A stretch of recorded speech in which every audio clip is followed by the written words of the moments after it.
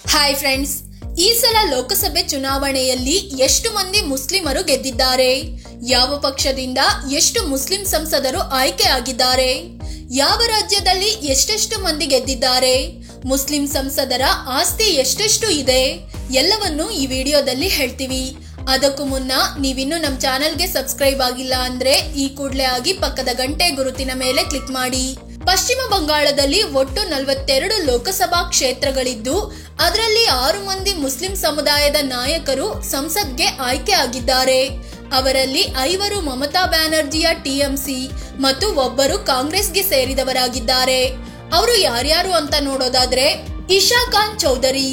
ಮಾಲ್ಡಾನ ದಕ್ಷಿಣದಲ್ಲಿ ಇಶಾ ಖಾನ್ ಅನ್ನೋರು ಕಣಕ್ಕೆ ಇಳಿದು ಗೆಲುವಿನ ಬಾವುಟ ಹಾರಿಸಿದ್ದಾರೆ. ಕಾಂಗ್ರೆಸ್ಗೆ ಸೇರಿದ ಇವರ ಹತ್ರ 1,48,00,000 ರೂಪಾಯಿ ಮೌಲ್ಯದ ಆಸ್ತಿ ಇದೆ. ಖಲೀಲುರ್ ರೆಹಮಾನ್. ಜಂಗೀಪುರ ಕ್ಷೇತ್ರದಿಂದ ಟಿಎಂಸಿ ಪಕ್ಷದ ಖಲೀಲುರ್ ರೆಹಮಾನ್ ಗೆಲುವು ದಾಖಲಿಸಿದ್ದಾರೆ.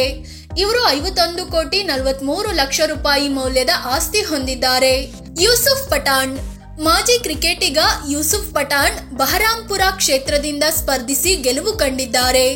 ಟಿಎಂಸಿಗೆ ಸೇರಿದ ಇವರ ಬಳಿ 45,63,00,000 ರೂಪಾಯಿ ಮೌಲ್ಯದ ಆಸ್ತಿ ಇದೆ. ಅಬು ತಹೇರ್ ಖಾನ್. ಮುರ್ಷಿದಾಬಾದ್ನಲ್ಲಿ ಟಿಎಂಸಿಯಿಂದ ಸ್ಪರ್ಧಿಸಿದ್ದ ಅಬು ತಹೇರ್ ಖಾನ್ ವಿನ್ ಆಗಿದ್ದಾರೆ. ಇವರ ಹತ್ರ 3,84,00,000 ರೂಪಾಯಿ ಮೌಲ್ಯದ ಆಸ್ತಿ ಇದೆ. ಎಸ್ಕೆ ನೂರುಲ್ ಇಸ್ಲಾಂ. ಬಸಿರ್ಹಟ್ ಕ್ಷೇತ್ರದಿಂದ ಟಿಎಂಸಿಯ ಎಸ್ಕೆ ನೂರುಲ್ ಇಸ್ಲಾಂ ಗೆದ್ದಿದ್ದಾರೆ. ಇವರು 1,60,00,000 ರೂಪಾಯಿ ಮೌಲ್ಯದ ಆಸ್ತಿಗೆ ಒಡೆಯರಾಗಿದ್ದಾರೆ. ಸಜ್ದಾ ಅಹಮದ್. ಉಲುಬೇರಿಯಾ ಕ್ಷೇತ್ರದಿಂದ ಸ್ಪರ್ಧಿಸಿದ್ದ ಟಿಎಂಸಿಯ ಸಜ್ದಾ ಅಹಮದ್ ಗೆಲುವಿನ ಪತಾಕೆ ಹಾರಿಸಿದ್ದಾರೆ. ಇವರ ಬಳಿ 4,40,00,000 ರೂಪಾಯಿ ಮೌಲ್ಯದ ಆಸ್ತಿ ಇದೆ. 80 ಲೋಕಸಭಾ ಕ್ಷೇತ್ರಗಳಿರೋ ಉತ್ತರ ಪ್ರದೇಶದಲ್ಲಿ 5 ಮುಸ್ಲಿಂ ಸಂಸದರು ಆಯ್ಕೆ ಆಗಿದ್ದಾರೆ. ಅವರಲ್ಲಿ 4 ಸಮಾಜವಾದಿ ಪಕ್ಷಕ್ಕೆ ಸೇರಿದ್ರೆ 2 ಕಾಂಗ್ರೆಸ್ಗೆ ಸೇರಿದವರಾಗಿದ್ದಾರೆ. ಅವರು ಯಾರು ಅಂತ ನೋಡೋದಾದ್ರೆ, ಇಕ್ರಾ ಚೌಧರಿ. ಸಮಾಜವಾದಿ ಪಕ್ಷದ ಇಕ್ರಾ ಚೌಧರಿ ಈ ಸಲ ಕೈರಾನಾ ಅನ್ನೋ ಕ್ಷೇತ್ರದಲ್ಲಿ ಕಣಕ್ಕೆ ಇಳಿದಿದ್ರು. ವಿನ್ ಆಗಿ ಲೋಕಸಭೆ ಪ್ರವೇಶಿಸಿದ್ದಾರೆ. ಇವರು 68,74,000 ರೂಪಾಯಿ ಮೌಲ್ಯದ ಆಸ್ತಿ ಹೊಂದಿದ್ದಾರೆ. ಮೊಹಿಬುಲ್ಲಾ. ರಾಂಪುರ ಕ್ಷೇತ್ರದಿಂದ ಕಣಕ್ಕೆ ಇಳಿದಿದ್ದ ಮೊಹಿಬುಲ್ಲಾ ವಿನ್ ಆಗಿದ್ದಾರೆ. ಇವರು ಸಮಾಜವಾದಿ ಪಕ್ಷಕ್ಕೆ ಸೇರಿದ್ದು 45,05,000 ರೂಪಾಯಿ ಮೌಲ್ಯದ ಆಸ್ತಿ ಹೊಂದಿದ್ದಾರೆ. ಜಿಯಾ ಉರ್ ರೆಹಮಾನ್. ಶಂಬಲ್ ಕ್ಷೇತ್ರದಿಂದ ಜಿಯಾ ಉರ್ ರೆಹಮಾನ್ ಸ್ಪರ್ಧಿಸಿ ಗೆದ್ದಿದ್ದಾರೆ. ಸಮಾಜವಾದಿ ಪಕ್ಷದ ಇವರ ಬಳಿ 1,89,00,000 ರೂಪಾಯಿ ಮೌಲ್ಯದ ಆಸ್ತಿ ಇದೆ. ಅಫ್ಜಲ್ ಅನ್ಸಾರಿ. ಗಾಜಿಪುರ್ ಕ್ಷೇತ್ರದಿಂದ ಸ್ಪರ್ಧಿಸಿದ್ದ ಅಫ್ಜಲ್ ಅನ್ಸಾರಿ ಸಂಸತ್ಗೆ ಆಯ್ಕೆ ಆಗಿದ್ದಾರೆ. ಸಮಾಜವಾದಿ ಪಕ್ಷಕ್ಕೆ ಸೇರಿದ ಇವರ ಬಳಿ 20,76,00,000 ರೂಪಾಯಿ ಮೌಲ್ಯದ ಆಸ್ತಿ ಇದೆ. ಇಮ್ರಾನ್ ಮಸೂದ್. ಸಹರನ್ಪುರ ಕ್ಷೇತ್ರದಲ್ಲಿ ಕಣಕ್ಕೆ ಇಳಿದಿದ್ದ ಇಮ್ರಾನ್ ಮಸೂದ್ ಸಂಸದರಾಗಿದ್ದಾರೆ. ಕಾಂಗ್ರೆಸ್ಗೆ ಸೇರಿದ ಇವರು 5,55,00,000 ರೂಪಾಯಿ ಮೌಲ್ಯದ ಆಸ್ತಿ ಹೊಂದಿದ್ದಾರೆ.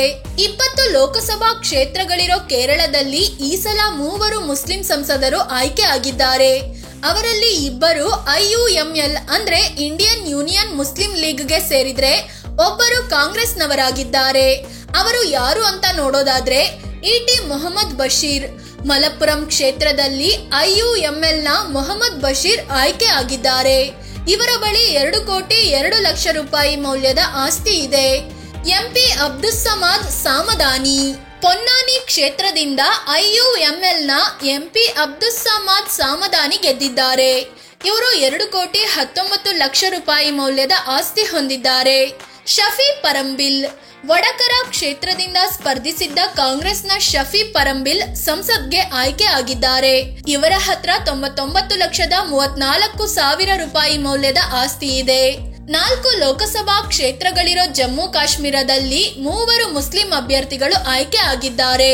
ಇವರಲ್ಲಿ 2 NC ಅಂದ್ರೆ ನ್ಯಾಷನಲ್ ಕಾನ್ಫರೆನ್ಸ್ ಪಕ್ಷಕ್ಕೆ ಸೇರಿದ್ರೆ ಒಬ್ಬರು ಪಕ್ಷೇತರ ಅಭ್ಯರ್ಥಿಯಾಗಿದ್ದಾರೆ. ಅವರು ಯಾರು ಅಂತ ನೋಡೋದಾದ್ರೆ, ಆಗಾ ಸೈಯದ್ ರುಹುಲ್ಲಾ ಮೆಹದಿ. ಶ್ರೀನಗರದಲ್ಲಿ ಕಣಕ್ಕೆ ಇಳಿದಿದ್ದ NCಯ ಆಗಾ ಸೈಯದ್ ರುಹುಲ್ಲಾ ಮೆಹದಿ ವಿನ್ ಆಗಿದ್ದಾರೆ. ಇವರ ಬಳಿ 3,57,00,000 ರೂಪಾಯಿ ಮೌಲ್ಯದ ಆಸ್ತಿ ಇದೆ. ಮಿಯಾನ್ ಅಲ್ತಾಫಾ ಅಹಮದ್. ಅನಂತ್ನಾಗ್ ರಜೌರಿ ಕ್ಷೇತ್ರದಲ್ಲಿ NCಯಿಂದ ಸ್ಪರ್ಧಿಸಿದ್ದ ಮಿಯಾನ್ ಅಲ್ತಾಫ್ ಅಹಮದ್ ಗೆಲುವು ಕಂಡಿದ್ದಾರೆ. ಇವರ ಹತ್ರ 20,93,00,000 ರೂಪಾಯಿ ಮೌಲ್ಯದ ಆಸ್ತಿ ಇದೆ. ಅಂದಹಾಗೆ ಇವರು ಜಮ್ಮು ಕಾಶ್ಮೀರದ ಮಾಜಿ ಸಿಎಂ ಮೆಹಬೂಬಾ ಮುಫ್ತಿ ವಿರುದ್ಧ ಗೆಲುವಿನ ಬಾವುಟ ಹಾರಿಸಿದ್ದಾರೆ. ಅಬ್ದುಲ್ ರಶೀದ್ ಶೇಖ್ ಬಾರಾಮುಲ್ಲಾ ಕ್ಷೇತ್ರದಲ್ಲಿ ಪಕ್ಷೇತರವಾಗಿ ಕಣಕ್ಕೆ ಇಳಿದಿದ್ದ ಅಬ್ದುಲ್ ರಶೀದ್ ಶೇಖ್ಗೆ ಗೆಲುವಾಗಿದೆ.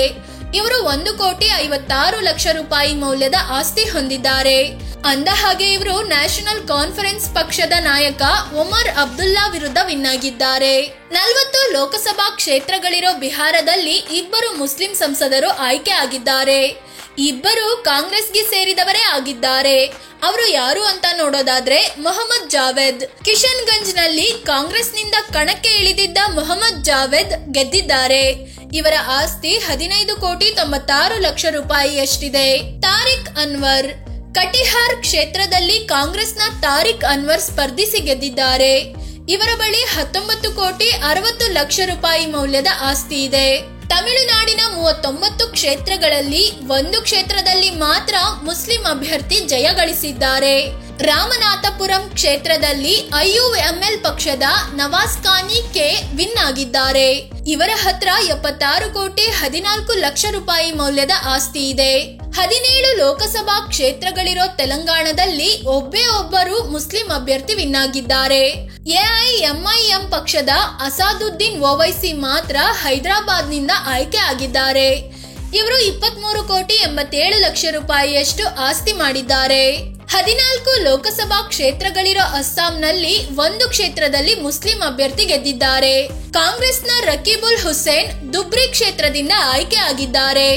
ಇವರು 25,29,00,000 ರೂಪಾಯಿಯಷ್ಟು ಆಸ್ತಿ ಹೊಂದಿದ್ದಾರೆ. ಕೇಂದ್ರಾಡಳಿತ ಪ್ರದೇಶ ಲಕ್ಷದ್ವೀಪ ಒಂದೇ ಒಂದು ಕ್ಷೇತ್ರ ಹೊಂದಿದ್ದು ಕಾಂಗ್ರೆಸ್ನಿಂದ ಸ್ಪರ್ಧಿಸಿದ್ದ ಮುಹಮ್ಮದ್ ಹಮ್ದುಲ್ಲಾ ಸಯೀದ್ ವಿನ್ ಆಗಿದ್ದಾರೆ. ಇವರ ಬಳಿ 14,85,00,000 ರೂಪಾಯಿಯಷ್ಟು ಆಸ್ತಿ ಇದೆ.